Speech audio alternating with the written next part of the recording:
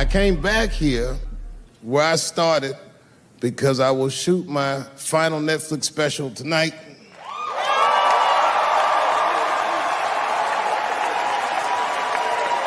That's right.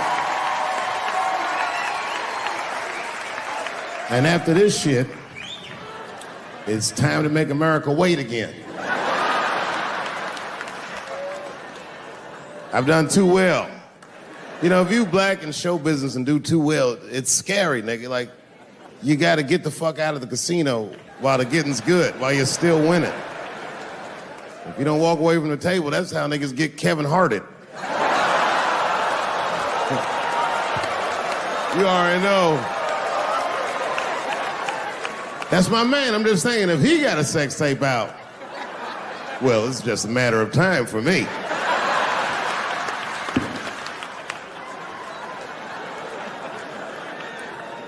But you know why I be thinking sometimes I want to stop doing comedy? And you know, I don't want to sound like a braggart saying this, but the real reason I want to stop is because I'm too goddamn good at it. I'm dope, nigga. No, I'm not even exaggerating. It's not exciting. Every night before I come out on stage, I'll be backstage like, I'm sure this is gonna go well. And it always does. I'm so good at writing jokes, and this is not even an exaggeration. I actually write jokes backwards. I will write a punchline with no particular setup in mind. I just put it on a scrap of paper, and I'll throw that scrap of paper in my fishbowl. I have a fishbowl in my house filled with random punchlines. And every once in a while, I'll shake the bowl, and I'll dig in there and just pull one out and see if I can make that shit work. And I picked one for this special. It's not an easy punchline to pull off. Are you ready? Yeah. Here it goes. The punchline is, so I kicked her in the pussy.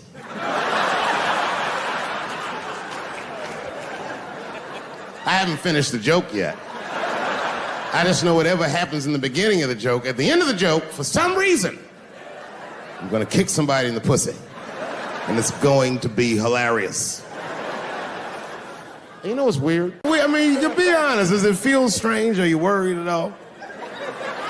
Give me your money, motherfucker. I'm just fucking around. This guy got ice in his veins. He didn't even buckle. You know, like many black men my age, the first time I voted was 8 years ago. Right. I saw Obama on TV and said, oh, I'm voting for this nigga. I remember the day I voted for Obama. I voted in Ohio, and my vote matters in Ohio. Ohio is a battleground state, but when I pulled up to the polls, all the soldiers were in line. There were so many black people in that goddamn line, I didn't even know it was a polls. I thought it was a check cashing place.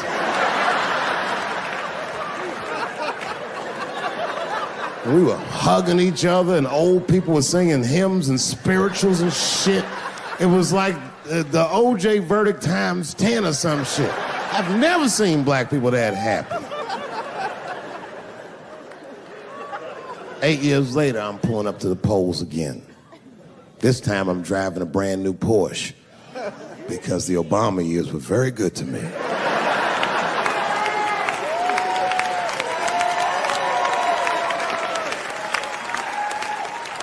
I was early voting, and when I parked my car, I figured out something that it would take the rest of the country another week to figure out.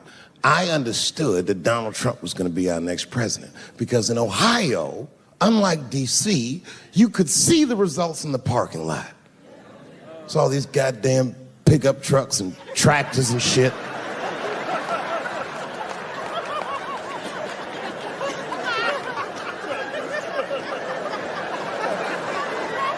And then I walked up and I saw a long, long line of dusty white people.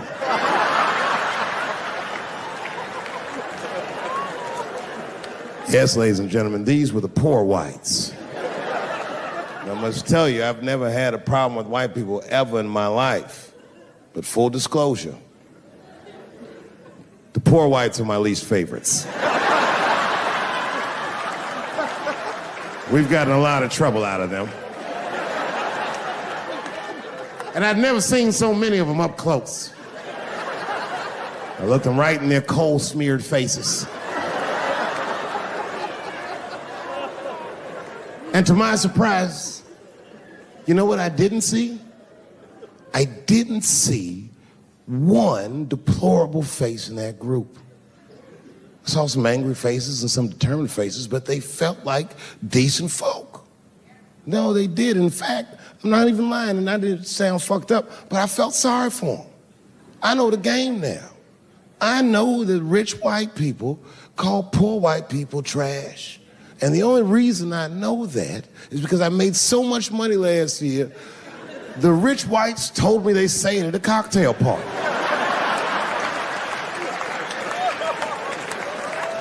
And I'm not with that shit. And I stood with them in line like all of us Americans are required to do in a democracy. Nobody skips the line to vote. And I listened to them. I listened to them say naive, poor white people things. Man, Donald Trump's gonna go to Washington and he's gonna fight for us. I'm standing there thinking in my mind, you dumb motherfucker.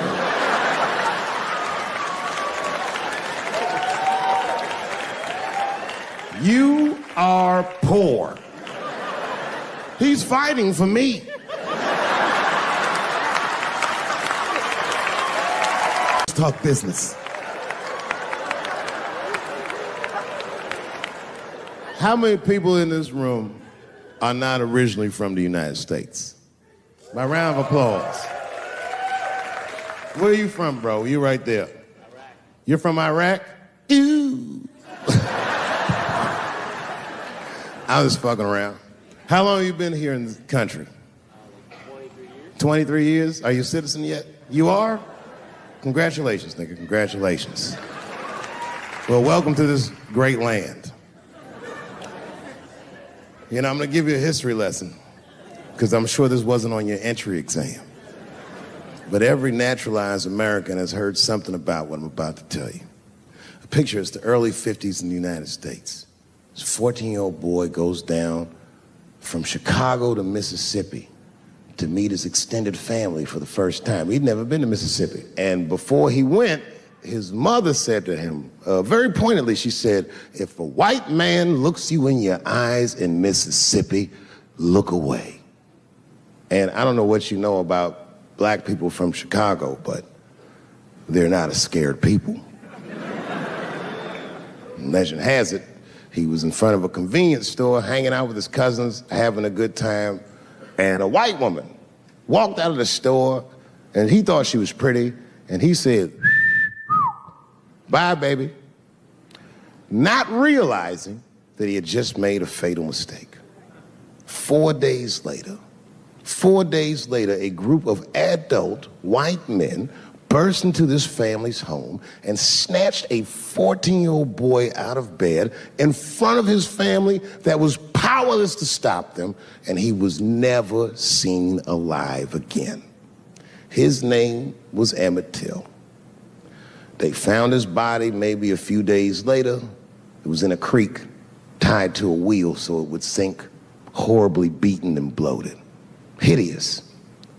And lucky for everybody in America, his mother was a fucking gangster. She was.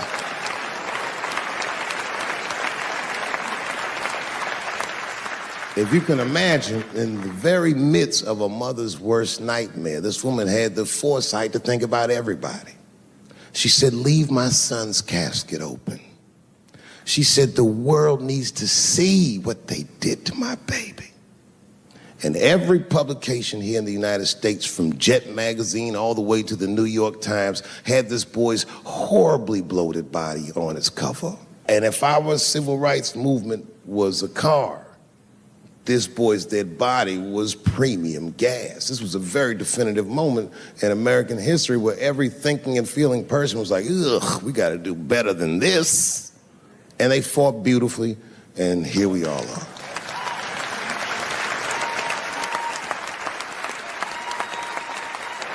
And the reason that I bring that up tonight and why it's relevant now is because less than a year ago, the woman that he allegedly whistled at admitted on her deathbed that she lied in her court testimony. And you can imagine when we read that shit, we was like, ooh, you lying ass bitch. Was furious. But that was my initial reaction. And initial reactions that we all learned as we get older are often wrong or more often incomplete. They call this phenomenon standing too close to an elephant. The analogy being that if you stand too close to an elephant, you can't see the elephant. All you see is its penis-like skin. You gotta step back and give it a better look. And on stepping back and thinking about it for a few moments, I realized that it must have been very difficult for this woman to tell a truth that heinous about herself at any point in her life, even the very end. And I was grateful that she had the courage to tell it before she left this world, because it's an important truth and we needed to know. And I said to myself, well, thank you for telling the truth. You lying ass bitch.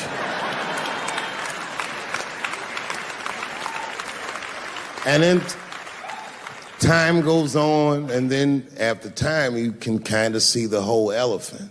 And it's humbling, because you realize that this woman lied, and that lie caused the murder. But that murder set in motion a sequence of events that made my wonderful life possible, that made this very night possible. How could this be that this lie could make the world a better place? It's maddening. And that's how I feel about this president. I feel like this motherfucker might be the lie that saves us all. Because I have never felt more American than when we all hate on this motherfucker together. Jesus Christ, it's good. And when it happens, I can see everybody that's struggling. So if I'm on stage and I tell a joke that makes you want to beat up a transgender, then you're probably a piece of shit and don't come see me anymore. Or if you don't understand that when a football player takes a knee during the national anthem, he's actually standing up for me, then you might not want to fuck with me anymore.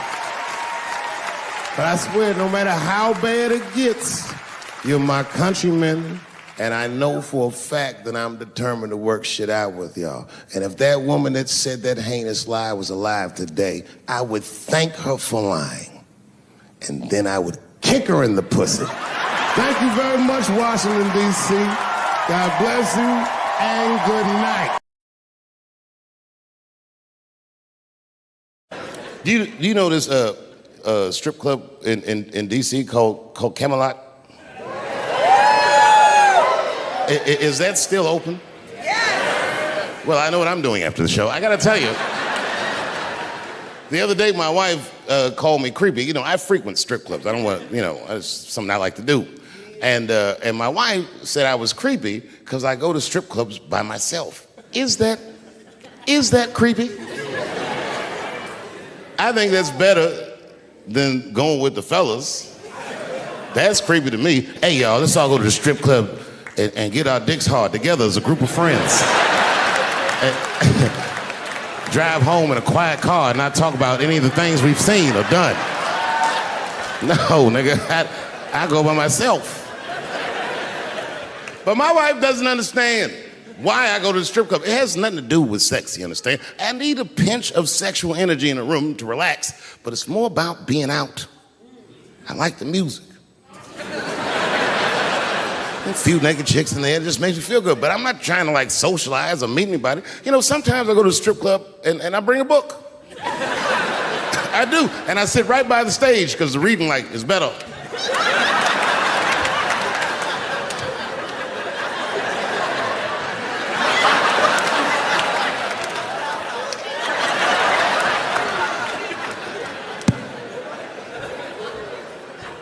One time I went to a strip club, and this is weird. I don't know why. The stripper, for some reason, told me her real name. I know, so I left. She didn't understand. She was like, where are you going? I was like, good night, Deborah.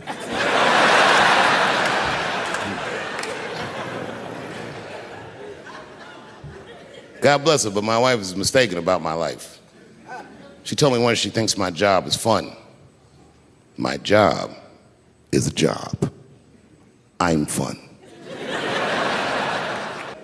You know, all last year, I was touring with arguably one of the greatest, if not the greatest, living comedian, Chris Rock. Me and him toured all year last year. And right before that tour started, Chris was involved in what we blacks might even consider a goddamn 9/11. Chris got slapped in the face at the Oscars by Will Smith, which was one of the craziest things I'd ever seen. In fact, if you watch it live on television like I did, when it happened, I thought it was fake. I did, and I wasn't sure, so you know what I did? I waited, because unlike you, I know Chris. I waited like 30, 40 minutes, as long as it would take him to get to another party. And I called him on FaceTime, and he picked up. As soon as he picked up, he said, "You was the only nigga I had to answer the phone for." Apparently, Obama and Oprah, everybody had called this nigga to see if everything was all right.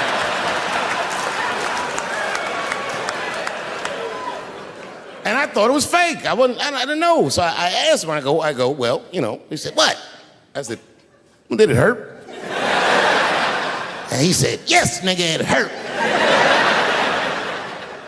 And then I knew that it was real. And then, and only then, was I offended. And I wasn't just offended that he got slapped. That was only half of it. The real offensive part was that after he slapped him, this nigga Will just sat down and enjoyed the rest of his evening. It was crazy. It was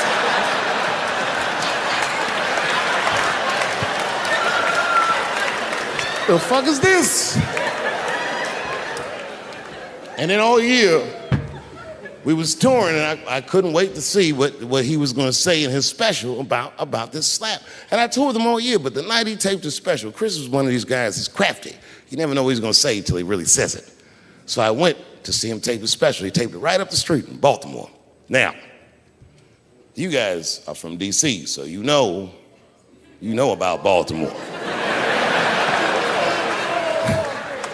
We all know that through the years, DC has been through some very, very tough times. Sadly, Baltimore is still in a very tough time. Not everybody in the world really can understand the depth of Baltimore. Baltimore is so desperate that Tupac and his mother moved from Baltimore to Oakland for a better life.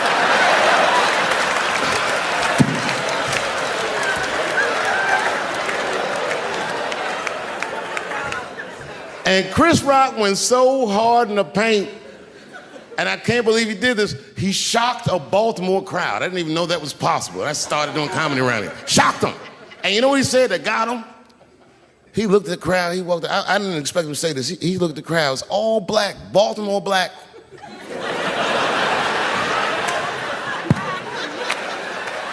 Even if you rich and black in Baltimore, you know them niggas is traumatized about something. And Chris shocked him, and this is what he said. He went to that crowd. He said, I refuse to be a victim. And the crowd said, oh.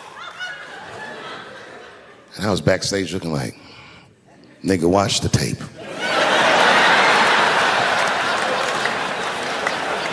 Everything's funny till it happens to you.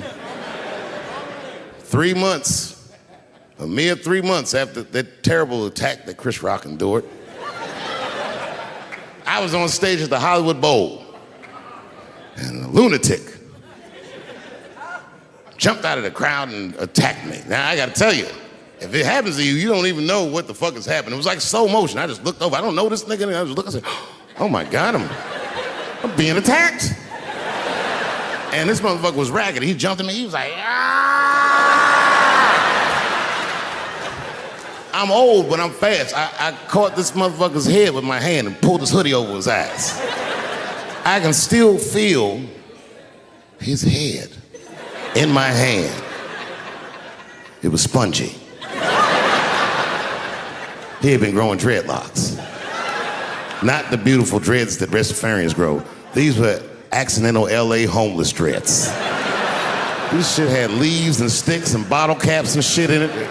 Some kind of grease. I was like, ugh, like this. And then I fell down. And he knocked me all the way on the ground. And I was like, man, this is a bad situation. I'm like, I don't know if I'm gonna die or what's gonna happen. But in that moment of vulnerability, you know what occurred to me that had never occurred to me before in my life? In that moment, it occurred to me that bodyguards should not wear dress shoes to work. Travis! This nigga Travis came out slipping and sliding on some kind of beautiful loafer and fell flat on his back. Pop. I said, oh my God. Now both of us are down. I gotta handle this shit myself. So I popped right back, boom. And then the kid that knocked me down, he popped out, boom, and we looked at each other and realized at the same time, I was bigger than him. And that motherfucker took off running. And I started to chase him and I said, fuck him. I picked the microphone up. So I'm gonna finish this show now. That's right.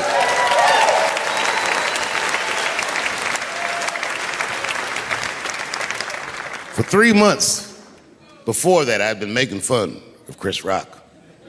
And people would ask me all the time. They'd say, Dave, what would you do if you were Chris Rock and Will Smith slapped you in the face? And to this day, the answer is the same. Well, I don't know what I would have done.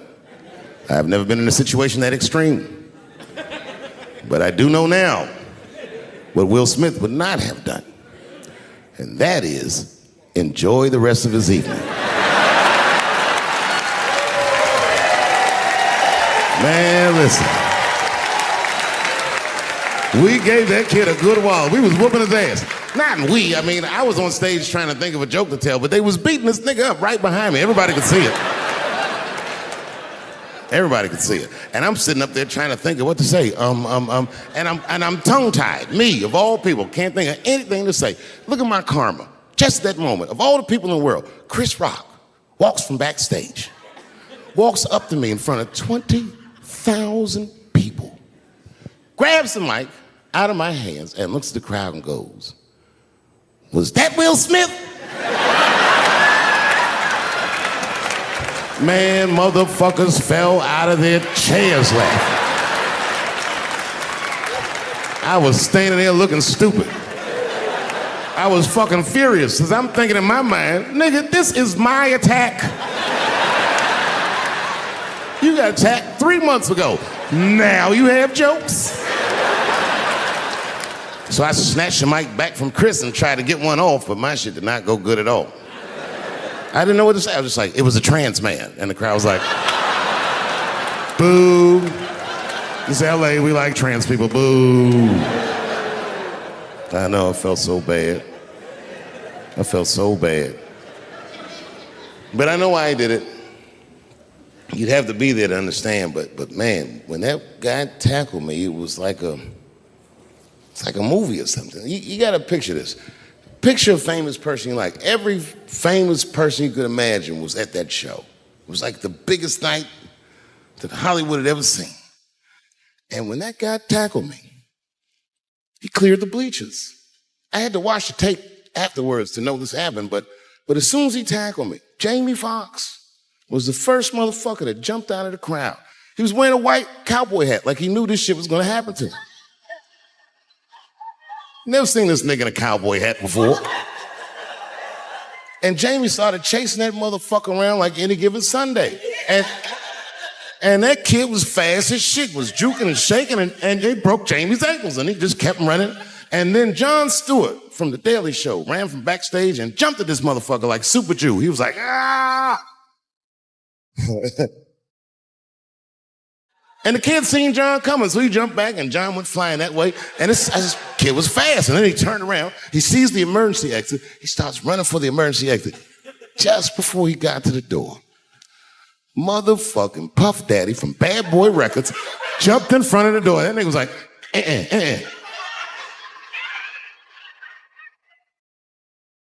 Boy, Puffy got that motherfucker. And then every celebrity just ran out because every celebrity saw themselves in me and they just started beating the fuck out of that kid. And I know Chris was backstage looking like, nobody helped me.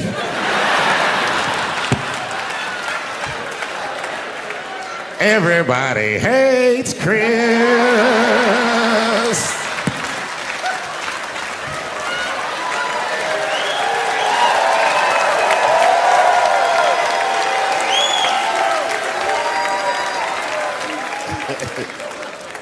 Look, it was way more intense than what you guys might have read. I don't know what you read, but the kid, while we was beating on him, reached in his waistband, pulled out a .22 caliber pistol. That shit was mayhem. Everybody started screaming, oh my God, he's got a gun, he's got a gun. And then I got scared. I was in the back, but I was scared because I knew that everybody that was with me was armed. Yes, if they had shot and killed this kid on stage at the Hollywood Bowl, like I pay you to do, Travis.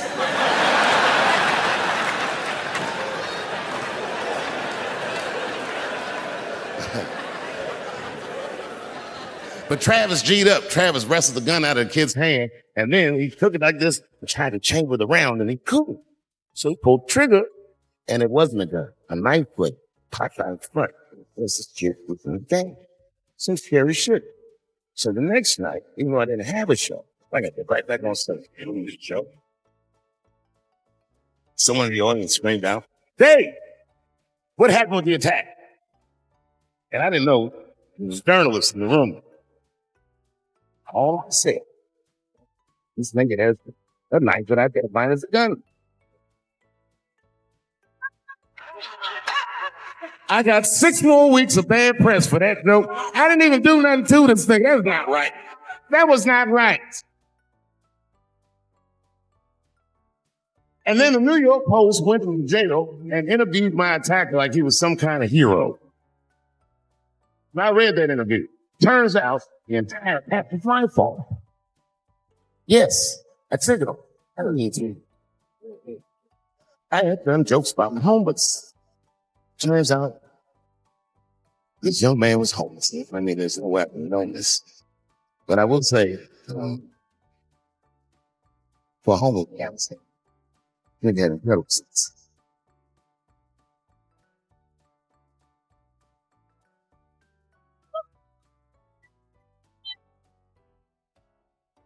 Oh, and they said I traded him because I had done LGBTQ jokes, and it turns out this fellow was a B. That was the headline in the article that said, Dave Chappelle's alleged attacker is bisexual. I said, alleged attacker? Do you know this strip club in D.C. called Camelot? Is that still open? Yes. Well, I know what I'm doing after the show. I gotta tell you, the other day my wife called me creepy. You know, I frequent strip clubs. I don't want, it's something I like to do. And my wife said I was creepy because I go to strip clubs by myself. Is that creepy? I think that's better than going with the fellas. That's creepy to me. Hey, y'all, let's all go to the strip club and get our dicks hard together as a group of friends. Drive home in a quiet car and not talk about any of the things we've seen or done. No, nigga, I go by myself. But my wife doesn't understand why I go to the strip club. It has nothing to do with sex, you understand? I need a pinch of sexual energy in a room to relax, but it's more about being out. I like the music. A few naked chicks in there, it just makes me feel good, but I'm not trying to like socialize or meet anybody. You know, sometimes I go to the strip club and I bring a book. I do, and I sit right by the stage because the reading light is better.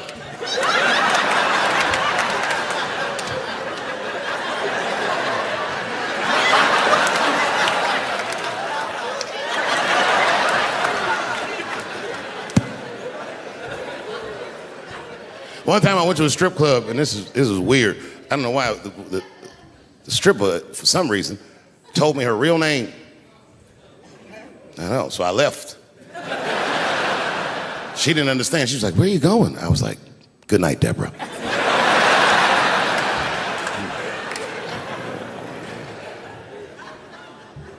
God bless her, but my wife is mistaken about my life.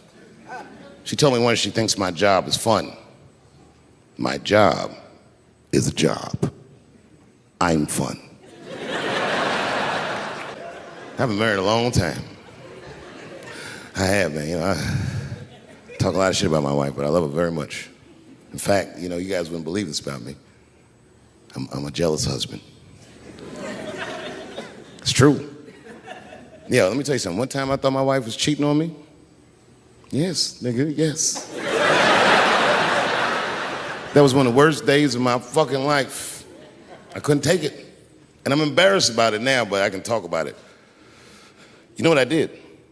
It's fucked up, but I did do this. I waited. I waited for her to fall asleep. And when I waited a long time,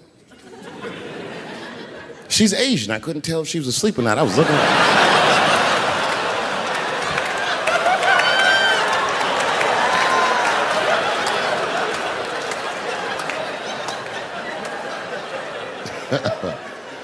And when I was sure she was asleep, you know what I did? I stole the iPhone, took it downstairs and started trying out passwords to see if I could open it. I couldn't figure out the password. Then I remembered, it's an iPhone. This shit has facial recognition. I was just like, oh. And that shit opened right up.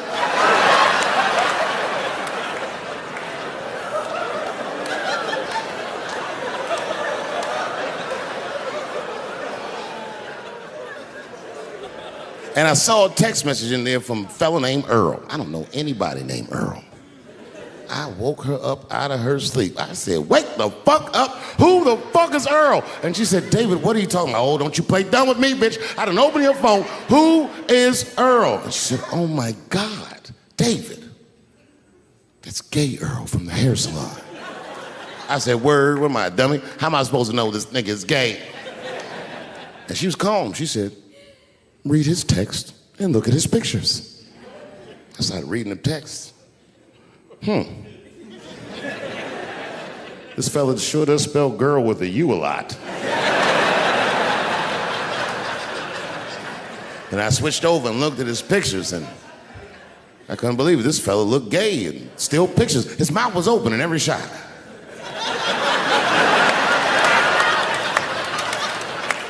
And then I knew she was telling the truth. And then I felt like dumb. I said, I'm sorry. I'm sorry. Okay, I'm sorry. Here, take your phone. I'm sorry, just go back to sleep. I am sorry. I guess I just been insecure because all this cheating I've been doing. Good night.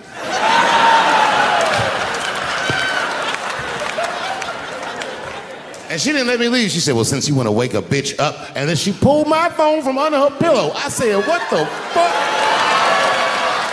She said, who is this bitch in this picture? I said, how'd you open that phone? She said, it was easy, nigga. All I had to do was mash my nose and go like this, and it opened right up. I said, what the fuck?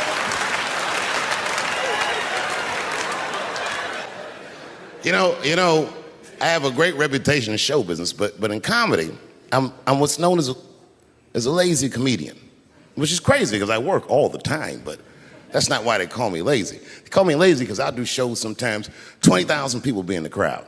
And I'll tell a joke, and they'll all look at me like I'm crazy. But 3 or 4 people will laugh really hard. And I'll be on stage like, yeah, that's good enough.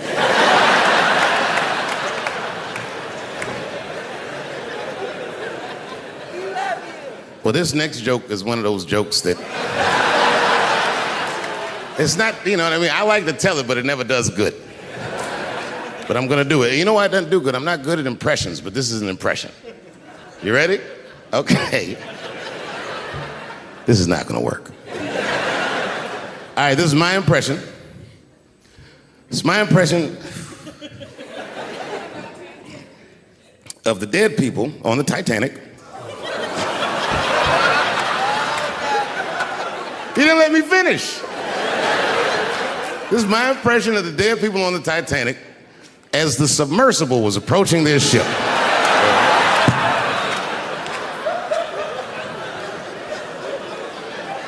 That's good enough. All right, here it goes.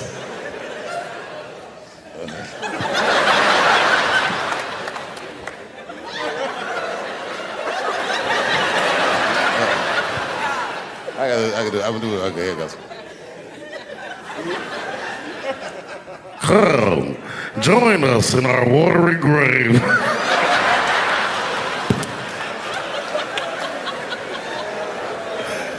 Oh, buddy, that's funny to me. Listen, that is a funny way to die. 20 years from now, on my 70th birthday, I'm going to take a submersible to see the submersible. Hopefully by then it should work. Though, it's not funny because after all that madness ensued, I went to the hotel room. I was by myself and I opened the door and my wife was in there alone. She was sobbing, like sobbing. I said, oh my God, what's wrong with you, bitch? Did you get attacked too?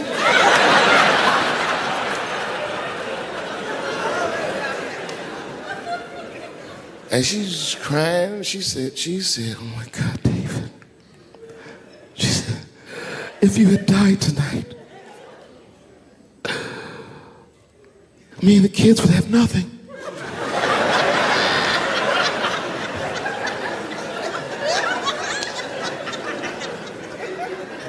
Then I knew it was serious. So I sat down on the bed next to her. And I reached in my pocket, I pulled some keys out that she had never seen before. She said, oh, what are those keys? And I gently placed them in her hands. I said, sweetheart, those are the keys to my safe deposit box. God forbid anything ever happen to me. But if it does, don't even worry about it. You and the kids have everything you need in that box. I've already taken care of it. And she was looking at them keys, and I could see her mind realize what we were actually talking about. And then she just started crying harder. And to be honest with you, that made me cry a little bit too. And we hugged each other real tight.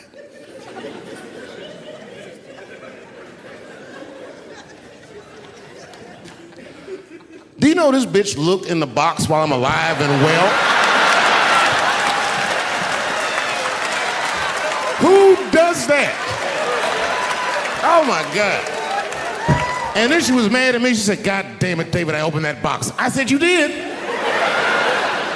She said, yes, I did. And there was nothing in there.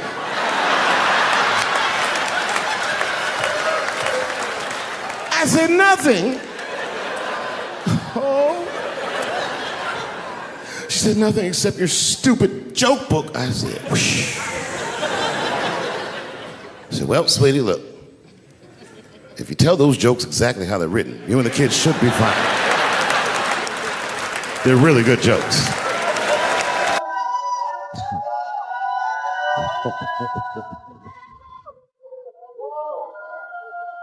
She's like, good jokes? What is this shit? Come join me in my watery grave. No, you gotta roll your throat. Join me in my watery grave.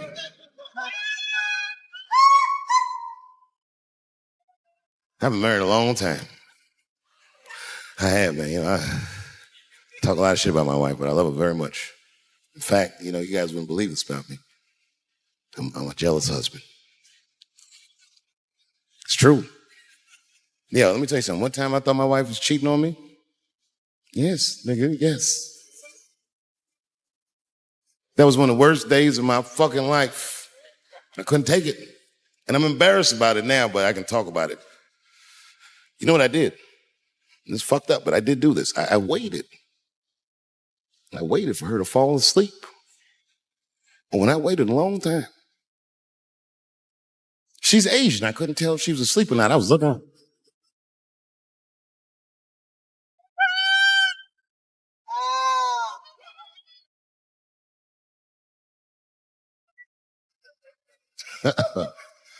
And when I was sure she was asleep, you know what I did? I stole the iPhone, took it downstairs, and started trying out passwords to see if I could open it. I couldn't figure out the password. Then I remembered it's iPhone. This shit has facial recognition. I was just like, oh. And that shit opened right up.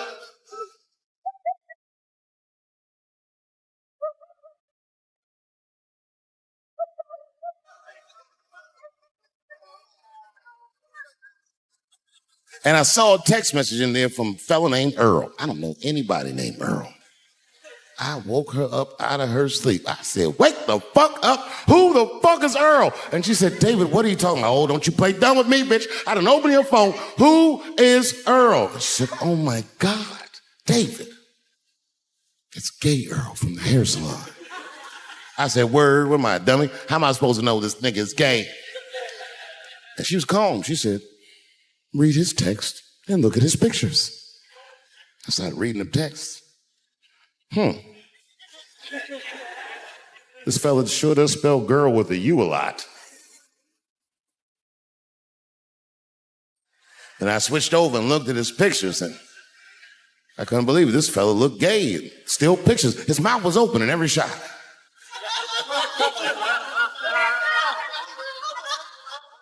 And then I knew she was telling the truth. And then I felt like dumb. I said, I'm sorry. I'm sorry. Okay, I'm sorry. Here, take your phone. I'm sorry. Just go back to sleep. I'm sorry. I guess I just been insecure because all this cheating I've been doing. Good night.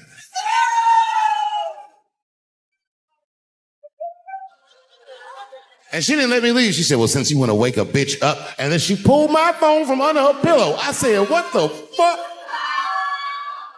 She said, who is this bitch in this picture? I said, how'd you open that phone? She said, it was easy, nigga. All I had to do was mash my nose and go like this, and it opened right up. I said, what the fuck? My wife's friend, Stuart, told me that. My wife has a lot of gay friends. Stuart's their leader. She has a lot of gay friends. And I don't like them. Not because they're gay. I'm just judging them on the merits of their character. They're just not nice dudes. They're rude house guests. They're sitting on my couch, giggling with my wife, eating my macaroons. And I come in, they act like the party's over. Hey, Stuart, what's going on? This guy talks to me the way a cat would speak if a cat could talk. Hi, David. He always wants to have some kind of gay political argument. The last one was about a petition in federal court to take the words husband and wife out of the law. I said, well, why would you want those words out the law? He said, because it discriminates against same-sex couples. I was like, niggas, please save me the semantics. Just trust me, take your chips and get the fuck out of the casino. You're about to crap out. Go outside, talk that over amongst yourselves, and whichever one of you is gayer, that's the wife. I've never seen somebody in an office so high with the most just basic fucking solutions. We should not let any more Muslims in the country till we can figure out what's going on. Did he just say, figure out what's going on? Who doesn't know how to do basic math? Let's count it out. There's been 17 mass shootings in the United States. 4 of them were done by Muslims. None of those 4 Muslims were from any of the 7 countries in your stupid ass original band. The other 13 shootings were done by the Tiki Torch whites. And you don't see me trying to ban white people from the show to keep the rest of the audience safe. It's a fucking terrible idea because it's mean and it's racist. And most importantly, if there were no white people here tonight, I might leave this bitch with $1,800. This man needs to realize that we all need each other. And that's why we will never, ever be able to beat China. Because everybody in America is racist and everybody in China is Chinese. This guy, R. Kelly, got another sex tape out now. This guy makes more sex tapes than he does music. He's like the DJ Khaled of sex tapes. Another one. Like, damn. The new one's so bad that they didn't even show it. 16 times the girl's age was mentioned. Isn't that crazy? This motherfucker's an idiot. He was fucking her like, yeah, this is the best 14-year-old pussy I've ever had in my life. And she was like, you like this 14-year-old pussy? He's like, oh yeah, I love this 14. I'm like, man, you need to shut the fuck up. You gotta give your lawyer something to work with. You're supposed to be on the tape like, this is the best 36-year-old pussy I've ever had in my life. And then your lawyer gonna be like, Your Honor, clearly my client thought that this woman was 36. As he mentioned some 16 times in the tape. They gonna know you lying though, you know what I mean? Everybody knows no such thing as good 36-year-old pussy. It is wild, bro. Where you from, man? Where you from? New York. You from, what, Manhattan? Brooklyn. You are from Brooklyn, aren't you? You look like you can rob somebody with a hammer.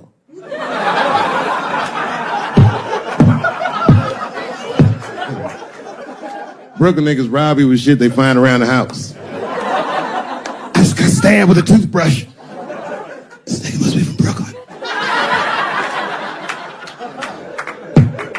I'm fucking around.